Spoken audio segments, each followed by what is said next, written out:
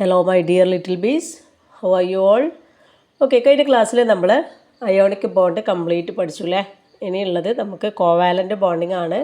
ഈ കോവാലൻ്റ് ബോണ്ടിങ്ങിൽ അയോണിക് ബോണ്ടും കോവാലൻ്റ് ബോണ്ട് അയോണിക് ബോണ്ട് ഇപ്പോൾ ഫുള്ളായിട്ട് നമ്മൾ ഇലക്ട്രോണിനെ ട്രാൻസ്ഫർ ചെയ്തുകൊണ്ടാണ് ബോണ്ട് ക്രിയേറ്റ് ചെയ്യുന്നത്. എന്നാൽ കോവാലൻ്റ് ബോണ്ടിൽ അങ്ങനെയല്ല, ഇലക്ട്രോണിനെ ഷെയർ ചെയ്തുകൊണ്ടാണ് അവർ എന്ത് ചെയ്യുന്നത്, കെമിക്കൽ ബോണ്ട് ഉണ്ടാക്കുന്നത്. ഇതൊക്കെ bond formed as A result of the sharing of electrons between combining atoms അല്ലേ. അവർ ഇലക്ട്രോണുകൾ ഷെയർ ചെയ്തുകൊണ്ടാണ് ഇവിടെ ഒരു ബോണ്ട് ക്രിയേറ്റ് ചെയ്യുന്നത്. ഇപ്പോൾ ഇവിടെ എക്സാമ്പിൾ നോക്കുകയാണെങ്കിൽ 7 ഇലക്ട്രോൺസ് അല്ലേ. ഇപ്പോൾ എക്സാമ്പിൾ നോക്കുകയാണ്, ഫ്ലോറിൻ്റെ അറ്റോമിക് നമ്പർ എത്രയാണ്, 9 ആണ് അല്ലേ. അപ്പോൾ അവിടെ നമുക്കറിയാം കോൺഫിഗറേഷൻ വരുന്നത് 2 7 ആണ്.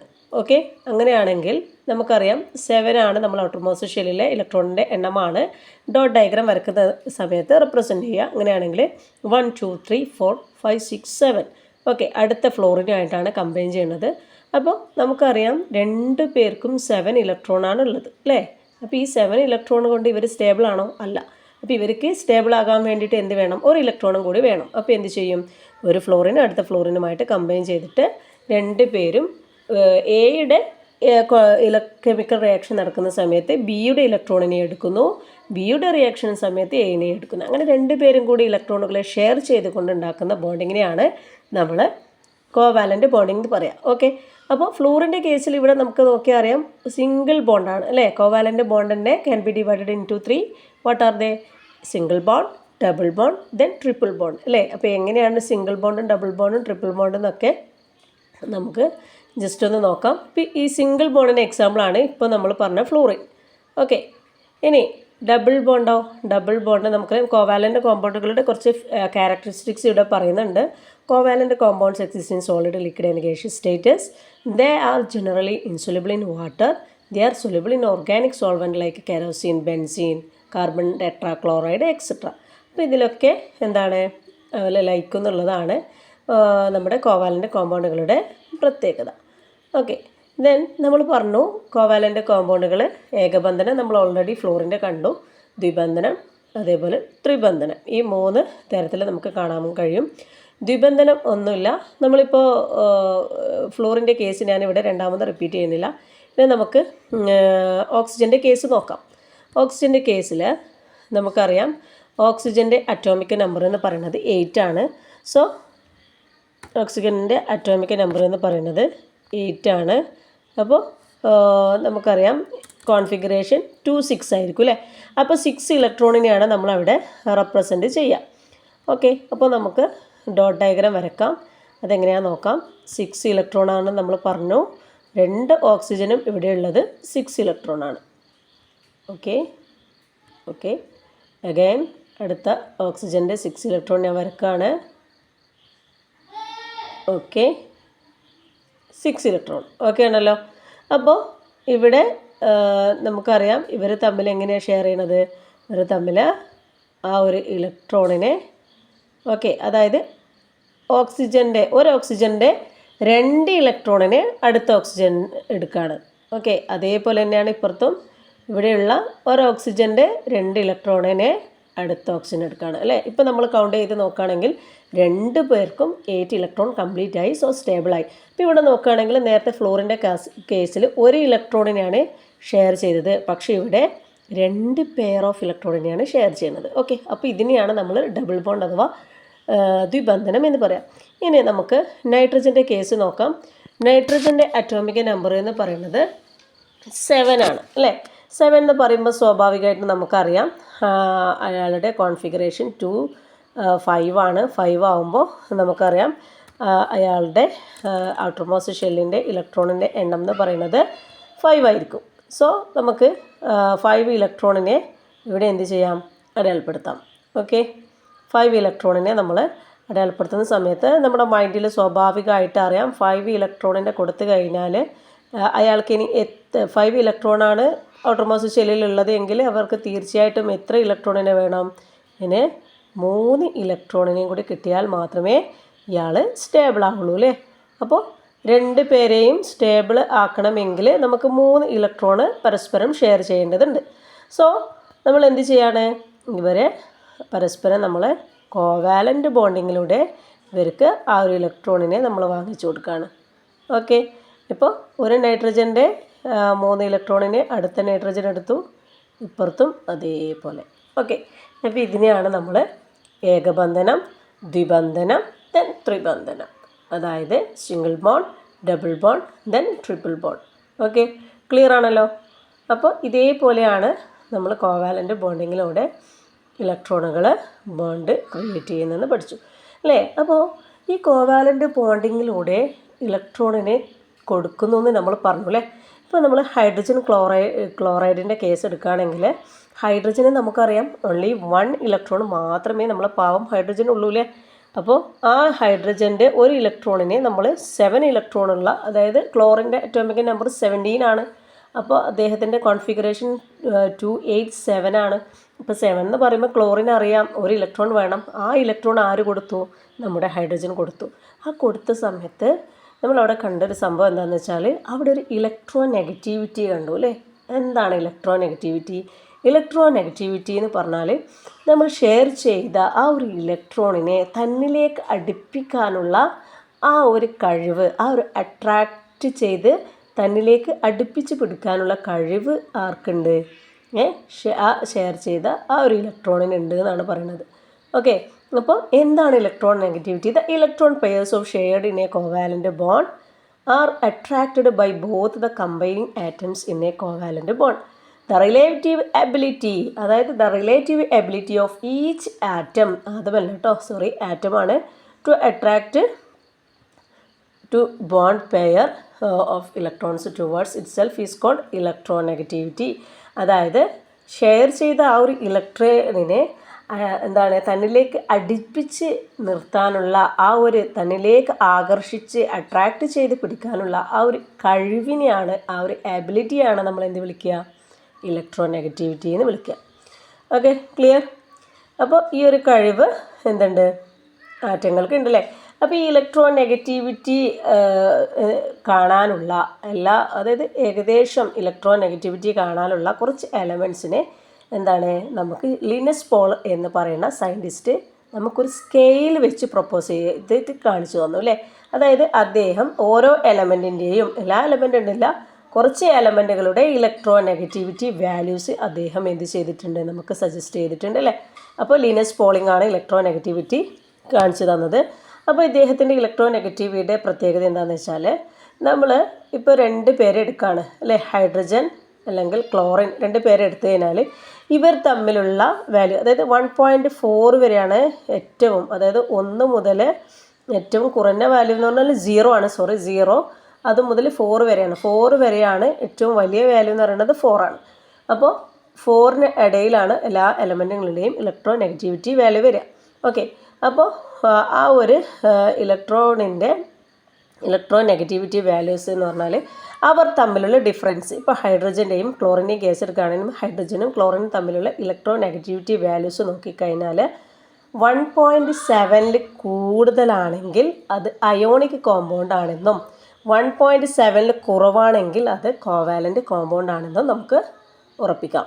ഓക്കെ, അപ്പോൾ അവർ തമ്മിലുള്ള ആ ഒരു ഡിഫറൻസ് വെച്ചിട്ടാണ് നമ്മൾ ഇത് അയോണിക് കോമ്പൗണ്ട് ആണോ അല്ലെങ്കിൽ എന്താണ് കോവാലൻ്റ് കോമ്പൗണ്ട് ആണോ എന്ന് നമ്മൾ മനസ്സിലാക്കുക. ഓക്കെ, ആ സ്കെയിലിൽ ഓരോരുത്തരുടെയും വാല്യൂസ് ഉണ്ട്. സോ നമ്മൾ ഈ ടേബിള് എന്ത് ചെയ്യുക, ക്ലാസ്സിൽ നിന്ന് ഫിൽ ചെയ്തതാണ്. അപ്പോൾ ജസ്റ്റ് ഒന്ന് നോക്കുക, ഒന്നുമില്ല, നമ്മുടെ എക്സാമിൻ്റെ സമയത്ത് നമുക്ക് ഇലക്ട്രോ നെഗറ്റിവിറ്റി വാല്യൂസ് തരും. അപ്പോൾ അവർ തമ്മിലുള്ള ഇപ്പോൾ ഇവിടെ നോക്കുകയാണെങ്കിൽ എക്സാമ്പിൾ പറയുകയാണെങ്കിൽ സോഡിയത്തിൻ്റെ ഇലക്ട്രോ നെഗറ്റിവിറ്റി വാല്യൂ ആണ് 3.16, അതേപോലെ ക്ലോറിൻ്റെ ഇലക്ട്രോ നെഗറ്റിവിറ്റി വാല്യൂ ആണ് 0.93 അല്ലേ. അപ്പോൾ ആ ഒരു വാല്യൂ ചെയ്ത സമയത്ത് നമുക്ക് തീർച്ചയായിട്ടും അവിടെ ഒരു വാല്യൂസ് കിട്ടി. അത് 1.7 കൂടുതലായത് കൊണ്ടാണ് ഇവിടെ അയോണിക് ആണെന്ന് പറഞ്ഞത്.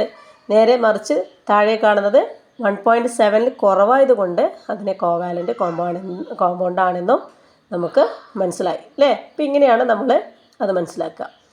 ഓക്കെ, ദെൻ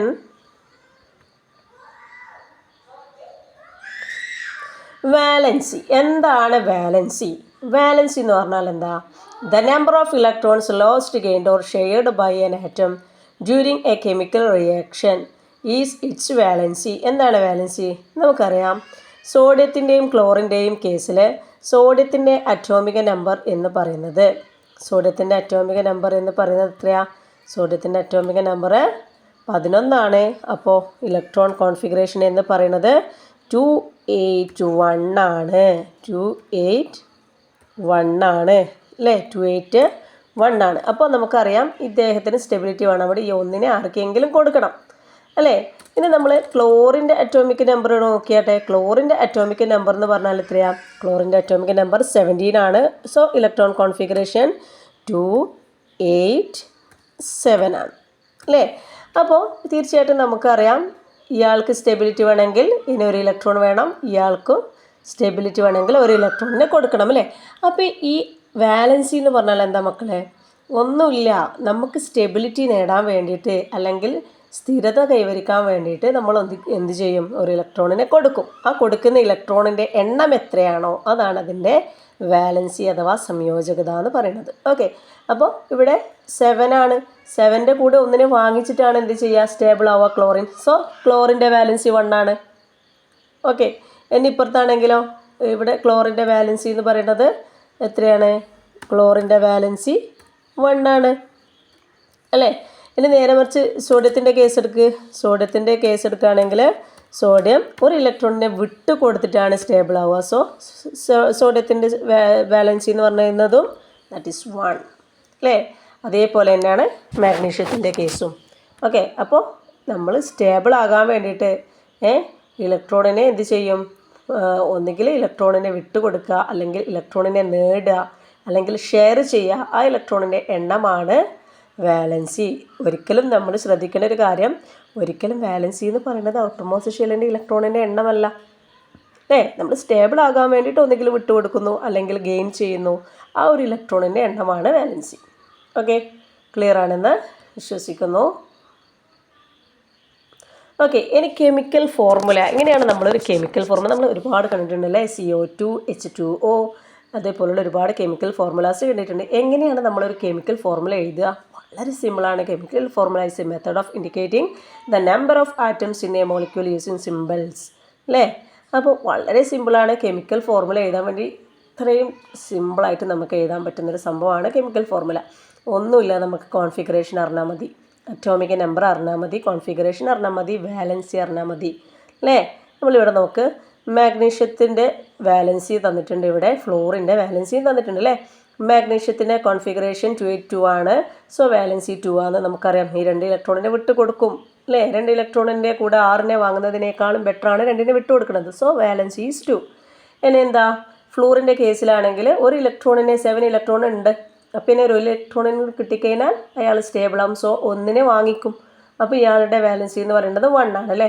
അപ്പോൾ എങ്ങനെയാണ് നമ്മളൊരു കെമിക്കൽ ഫോർമുല എഴുതുക? ഒന്നുമില്ല, മാഗ്നീഷ്യത്തിൻ്റെ വാലൻസി എടുത്തിട്ട് ആർക്ക് കൊടുക്കുന്നു? നമ്മുടെ ഫ്ലോറിന് കൊടുക്കുന്നു. ഫ്ലോറിൻ്റെ വാലൻസി എടുത്തിട്ട് മാഗ്നീഷ്യത്തിന് കൊടുക്കുന്നു അല്ലേ? ഇവിടെ മാഗ്നീഷ്യത്തിൻ്റെ വാലൻസി എത്രയാണ്? മാഗ്നീഷ്യത്തിൻ്റെ വാലൻസി എന്ന് പറയുന്നത് 2 ആണ്. ഫ്ലോറിൻ്റെത് 1 ആണ് അല്ലേ? അപ്പോൾ ഈ ഫ്ലോറിൻ്റെ 1നെ എന്ത് ചെയ്യൂല? ഫ്ലോറിൻ്റെ 1നെ ഫ്ലോറിൻ്റെ 1നെ മാഗ്നീഷ്യത്തിന് കൊടുക്കുന്നു, മാഗ്നീഷ്യത്തിൻ്റെതിന് ഫ്ലോറിനും കൊടുക്കുന്നു അല്ലേ? അപ്പോൾ മാഗ്നീഷ്യത്തിൻ്റെ 2നെ നമ്മൾ ഫ്ലോറിന് കൊടുത്തപ്പോൾ F2 ആയി. പക്ഷേ മാഗ്നീഷ്യത്തിൻ്റെ ഫ്ലോറിൻ്റെ 1നെ മാഗ്നീഷ്യത്തിന് കൊടുത്തപ്പോൾ മാഗ്നീഷ്യം 1 ആയി. പക്ഷെ 1 എന്ന് പറയുന്ന ഒരു സംഖ്യ നമ്മൾ എന്ത് ചെയ്യില്ല? കെമിസ്ട്രിയിൽ എഴുതാറില്ല അല്ലേ? ഇത് ഏത് എലമെൻറ്റിൻ്റെ താഴെ 1 എന്ന് ഉണ്ടെങ്കിലും നമ്മൾ 1നെ അവിടെ കാണിക്കാറില്ല. സോ ഇവിടെ മാഗ്നീഷ്യം ഫ്ലോറിൻ തമ്മിൽ കമ്പൈൻ ചെയ്തിട്ടൊരു കോമ്പൗണ്ട് ഉണ്ടായ സമയത്ത് കെമിക്കൽ ഫോർമുല എഴുതുന്ന സമയത്ത് ഫ്ലോറിൻ്റെ 2നെ മാഗ്നീഷ്യത്തിന് കൊടുത്തിട്ട് Mg2 ആവുന്നു. മാഗ്നീഷ്യത്തിൻ്റെ 2നെ ഫ്ലോറിന് കൊടുത്തിട്ട് F2 ആവുന്നു. അതേപോലെ തന്നെ എഫിൻ്റെ അതായത് ഫ്ലോറിൻ്റെ വാലൻസി എടുത്തിട്ട് മാഗ്നീഷ്യത്തിന് കൊടുക്കുന്നു. സോ ഫ്ലോറിൻ്റെത് 1 ആയതുകൊണ്ട് മാഗ്നീഷ്യത്തിൻ്റെ താഴെ 1 എന്ന് കാണിക്കൂല. സോ MgF2 എന്നുള്ള ഒരു ഫോർമുല നമുക്ക് എഴുതാൻ കഴിയും. ഓക്കെ, വളരെ സിമ്പിളായിട്ടുള്ള ഒരു കാര്യമാണ്. ഓക്കെ, ദെൻ അടുത്തത് how to write the chemical formula of acid and bases. എങ്ങനെയാണ് ഒരു ആസിഡിൻ്റെയും ഒരു ബേസിൻ്റെയും കെമിക്കൽ ഫോർമുല എങ്ങനെയാണ് നമ്മൾ എഴുതുക അല്ലേ? എങ്ങനെയാണ് ആസിഡിൻ്റെയും ബേസിൻ്റെയും കെമിക്കൽ ഫോർമുല എഴുതുക എന്ന് പറയുന്നുണ്ട്. Acid release hydrogen irons. അതായത് നമുക്ക് ചിന്തിക്കേണ്ട ഒരു കാര്യം, എപ്പോഴും നമ്മൾ ആസിഡ് എന്ന് കേൾക്കുമ്പോൾ അതിൽ H+ അയേൺസ് ഉണ്ടായിരിക്കും. അതേപോലെ തന്നെ ആൽക്കലി അല്ലെങ്കിൽ ബേസ് എന്ന് കേൾക്കുമ്പോൾ നമ്മളതിൽ ആരുണ്ടാവും? OH- അയേൺസും ഉണ്ടായിരിക്കും. ഓക്കെ, അപ്പോൾ ആസിഡ് എപ്പോഴും H+ അയേൺസ് ഉണ്ടാവും. എക്സാമ്പിൾ പറയുകയാണെങ്കിൽ HCl, അതൊക്കെ എന്താണ്? H2SO4, ഇതൊക്കെ ആസിഡാണ്. ഇനി NaOH, അത് ബേസാണ് അല്ലേ? അതിൽ OH ഉണ്ടാവും, ഇതിൽ H+ ഉണ്ടാവും. പിന്നെ ആസിഡ് ബേസും കൂടി ചേർന്നാലാണ് നമുക്ക് എന്ത് കിട്ടുക? സാൾട്ട് പ്ലസ് വാട്ടർ കിട്ടുക. അതായത് ആസിഡും ആൽക്കലിയും ബേസും തമ്മിൽ അങ്ങോട്ട് കലർന്ന് കഴിഞ്ഞാൽ നമ്മുടെ ആ ഒരു റിയാക്ഷൻ എന്തായി പോകും? നിർവീര്യമാകി പോകും, അഥവാ ന്യൂട്രലൈസേഷൻ ആയി പോകും. അപ്പോൾ അത്തരം റിയാക്ഷനുകളെ നമ്മൾ ന്യൂട്രലൈസേഷൻ റിയാക്ഷൻ എന്നും വിളിക്കും. ഓക്കെ, അപ്പോൾ നമുക്ക് നോക്കാം. ഓക്കെ, ഇപ്പോൾ ഇവിടെ കൊടുത്തിട്ടുണ്ട് acid plus water H+ ions പുറത്തേക്ക്, alkali plus water OH- ions പുറത്തേക്ക്. ഓക്കെ, പിന്നെ ആസിഡും ആൽക്കലിയും തമ്മിൽ ചേർന്നാൽ നമുക്ക് സാൾട്ട് പ്ലസ് വാട്ടർ ഉണ്ടാകുന്നു. ഇതിനെയാണ് നമ്മൾ ന്യൂട്രലൈസേഷൻ റിയാക്ഷൻ എന്ന് വിളിക്കുക. ഓക്കെ, ദെൻ ഇവിടെ കെമിക്കൽ ഫോർമുല ഓഫ് ആസിഡ് പറഞ്ഞിട്ടുണ്ട് അല്ലേ? നമ്മൾ പറഞ്ഞു ആസിഡിൽ H+ അയേൺസ് ഉണ്ടാവും എന്ന് പറഞ്ഞു അല്ലേ? അപ്പോൾ ഇവിടെ നോക്കുക, വളരെ സിമ്പിളാണ് കേട്ടോ. നമുക്ക് ഇതൊക്കെ എഴുതാൻ വേണ്ടിയിട്ട് ഇവിടെ നോക്കുക. നമ്മൾ ഒരു ആസിഡിൻ്റെ കെമിക്കൽ ഫോർമുല എഴുതുന്ന സമയത്ത് നമുക്ക് ഒരാളെ തരികയാണ് അല്ലേ? നമുക്കറിയില്ല, നമ്മൾ എന്ത് ചെയ്താൽ മതി? ആ ആസിഡിനകത്തുള്ള നെഗറ്റീവ് അയേണിൻ്റെ സംഖ്യ, ഇതാണ് നെഗറ്റീവ്, ഈ മുകളിൽ കാണുന്നതാണ് നെഗറ്റീവ് അയേൺ അല്ലേ? ഈ നെഗറ്റീവ് അയേണിൻ്റെ സംഖ്യ നമ്മൾ Hന് കൊടുത്തു കഴിഞ്ഞാൽ നമുക്ക് അവിടെ കെമിക്കൽ ഫോർമുല വളരെ സിമ്പിളായിട്ട് എഴുതാൻ പറ്റും. ഓക്കെ, ഇവിടെ നോക്ക്, Cl- എന്ന് പറഞ്ഞാൽ ഇവിടെ 1 ഉണ്ട് എന്നാണ് അർത്ഥം അല്ലേ? അപ്പോൾ അതിൻ്റെ മുമ്പിൽ H കൊണ്ട് ചേർത്ത് HCl എന്ന് എഴുതിയാൽ ഫോർമുലയായി. ഇനി ഇവിടെ നോക്ക്, SO4 2- അല്ലേ? അപ്പോൾ ഈ 2- എന്ന് പറയുന്ന ഈ നെഗറ്റീവ് അയേണിൻ്റെ സംഖ്യ എടുത്തിട്ട് ഞാൻ എന്ത് ചെയ്യുന്നു? H2 അങ്ങോട്ട് കൊടുക്കുന്നു അല്ലേ? ഹൈഡ്രജനെ എപ്പോഴും ഫസ്റ്റിൽ ചേർക്കുക. ആസിഡിൻ്റെ സമവാക്യം എഴുതുന്ന സമയത്ത്, ഫോർമുല എഴുതുന്ന സമയത്ത് നമ്മൾ എന്ത് ചെയ്യുക? ഹൈഡ്രജനെ ഫസ്റ്റ് കൊടുക്കുക. ഓക്കെ, എന്നിട്ട് എന്ത് ചെയ്യണം? H2 കൊടുക്കുക, SO4 കൊടുക്കാം. ഇനി ഇവിടെയാണെങ്കിൽ ഇങ്ങനെ വരും. ഇവിടെ 3 ആണ് നെഗറ്റീവ് അയോണിൻ്റെ സംഖ്യ. അപ്പോൾ എങ്ങനെ വരും? സിമ്പിളായിട്ട് നമുക്ക് എഴുതാമല്ലോ. എങ്ങനെ എഴുതാം? ഇവിടെ H കൊടുക്കുക ഫസ്റ്റിൽ.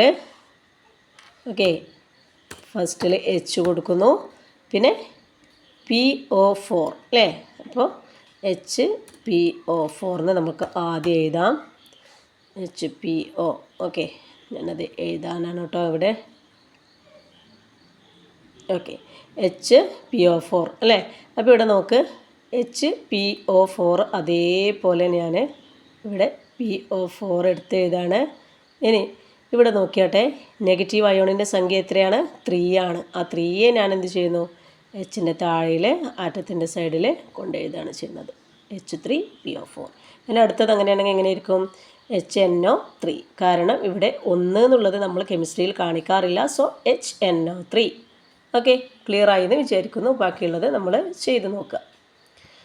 ഓക്കെ, ദെൻ അടുത്തത്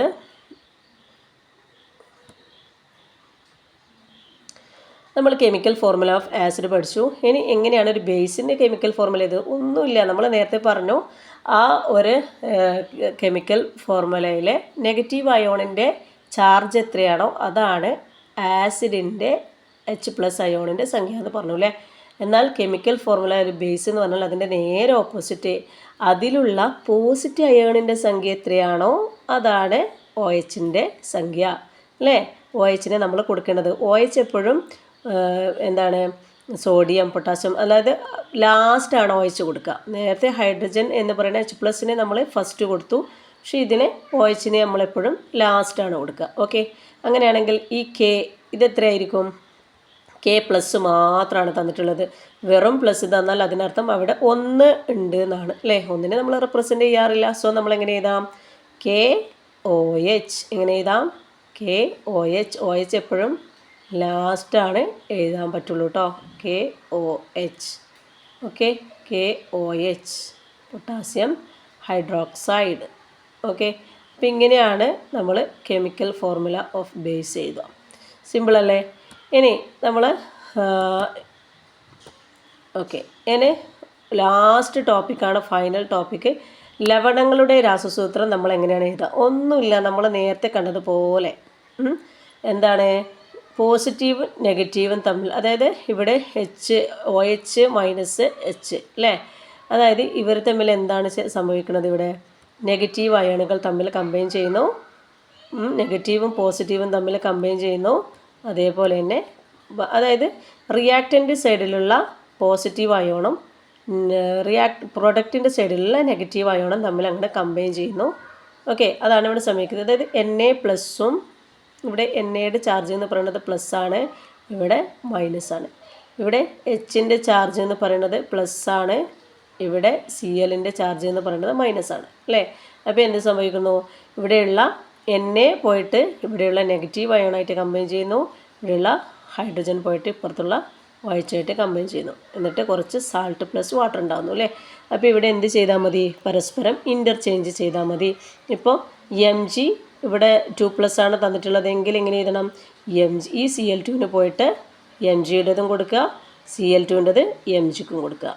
ഓക്കെ, ഇനി ഇവിടെ Mg 2+ SO അങ്ങനെയാണെങ്കിലോ അതേപോലെ, അതായത് ഇയാളുടേത് എത്രയാണോ അത് ഇപ്പുറത്തും കൊടുക്കുക, ഇപ്പുറത്ത് എത്രയാണോ അത് ഇപ്പുറം കൊടുക്കുക. അതായത് ഇൻ്റർചേഞ്ച് ചെയ്താൽ നമുക്ക് രാസസൂത്രം എഴുതാൻ പറ്റും. ഓക്കെ ആണല്ലോ. ഇപ്പോൾ MgSO4 അങ്ങനെ നമ്മൾ കൊടുത്താൽ മതി. 2+ന് അപ്പുറത്ത് കൊടുക്കുക, ഇപ്പുറത്തത് അപ്പുറത്തും കൊടുത്തു കഴിഞ്ഞാൽ സംഗതി ക്ലീൻ. ഓക്കെ, അപ്പോൾ ഇങ്ങനെയാണ് നമ്മൾ ലവണങ്ങളുടെ രാസസമവാക്യം എഴുതുക. ഓക്കെ, സെറ്റാണെന്ന് വിചാരിക്കുന്നു.